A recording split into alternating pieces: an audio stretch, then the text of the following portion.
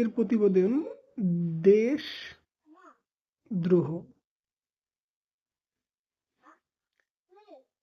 তিনি যে হেমন্ত বিশ্ব শর্মার চেয়ে পিছিয়ে থাকতে চান না,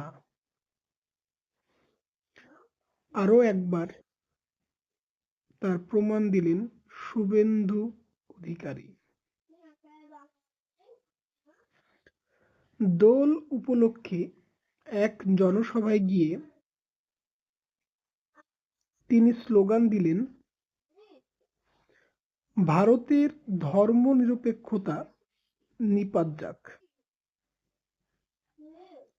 দেশের নাম যখন হিন্দুস্থান, তখন হিন্দুরাই সে দেশে রাজত্ব করবেন এবং হিন্দু বিরোধীদের ধ্বংস হতে হবে।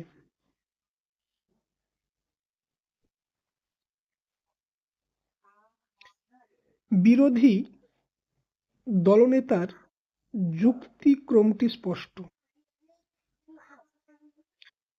হিমন্ত যেমন সে রাজ্যের মুসলমান জনগোষ্ঠীকে ভাতে মারার বিধান দিয়েছেন,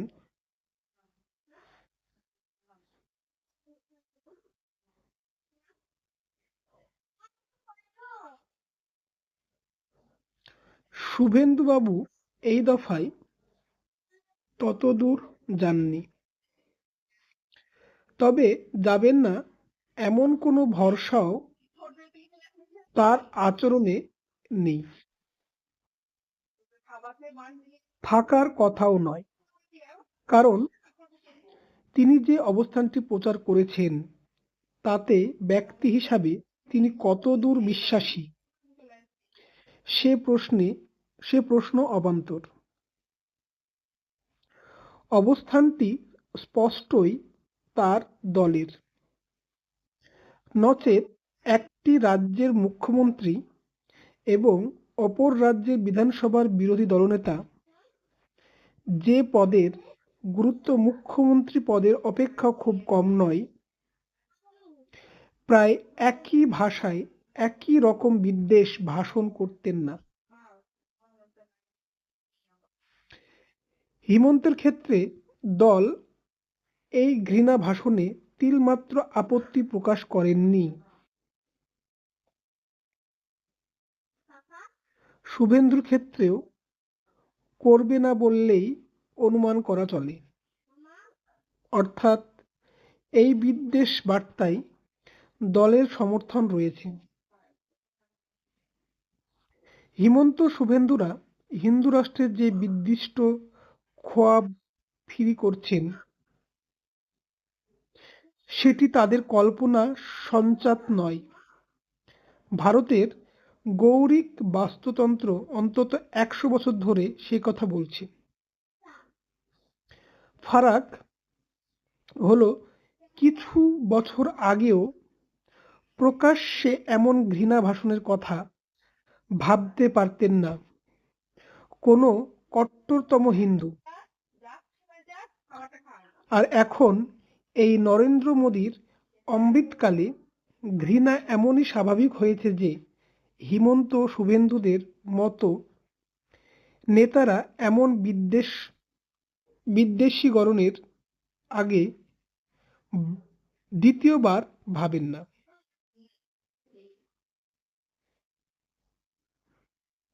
তারা জানেন বিশেষ বেশাতেই এখন রাজনীতির পরম ধর্ম।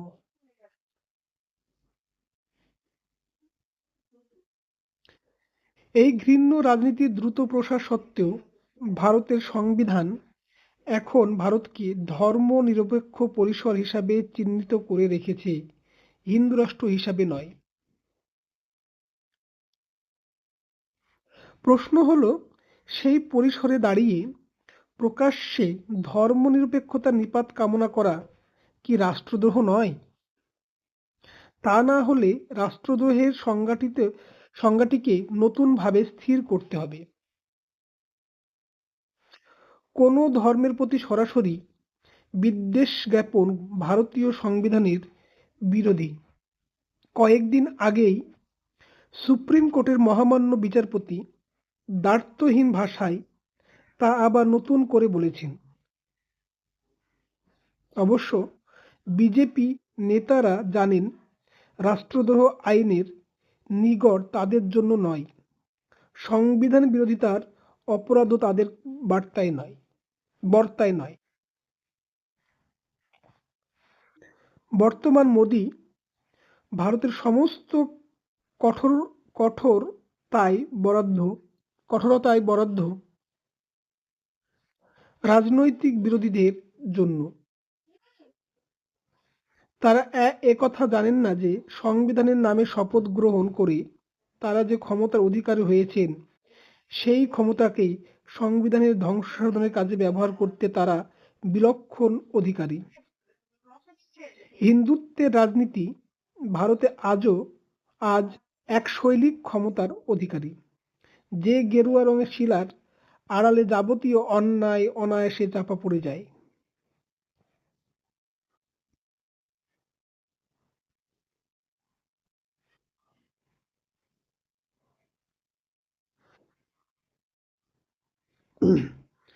এই পরিস্থিতিতে নাগরিক সমাজের কর্তব্যটা গুরুতর। ভারত নামক ধারণাটিকে তাদের প্রাণপণে রক্ষা করতে হবে। যারা সর্বধর্ম সমন্বয় বা ধর্ম নিরপেক্ষতার ধারণায় বিশ্বাসী, তাদের কর্তব্য। যারা সংখ্যাগরিষ্ঠ ধর্মের আধিপত্যে বিশ্বাসী, তাদেরও কর্তব্য। কেননা তাদেরও মনে রাখতে হবে বিদ্বেষ বিভাজনের বিষ কিন্তু সর্বক্ষণ অপর খুঁজে বেড়ায়। শত্রু না থাকলেও বিদ্বেষেরা অস্তিত্ব থাকে না। একবার শত্রু হিসাবে সংখ্যালঘুরা প্রয়োজন ফুরলে তারপর বিদ্বেষের অন্য লক্ষ্য বস্তু স্থির হয়। সেই লক্ষ্য হয়তো হবে খাদ্য, পরিধেয়, ভাষা, সংস্কৃতি। তখন আজকের এই উৎসাহী সমর্থকরাই বিপন্ন হয়ে পড়বেন।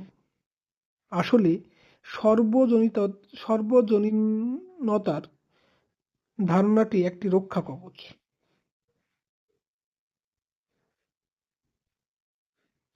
আজ তাকে রক্ষা না করলে কাল নিজের প্রয়োজনে আর সেই রক্ষা কবচের আশ্রয় পাওয়া যায় না। বিদ্বেষের রাজনীতি শেষ অবধি কাউকে ছাড়ে না। এই কথাটি বুঝে নেওয়াই ভালো। অনেক হয়েছে, আর নয়।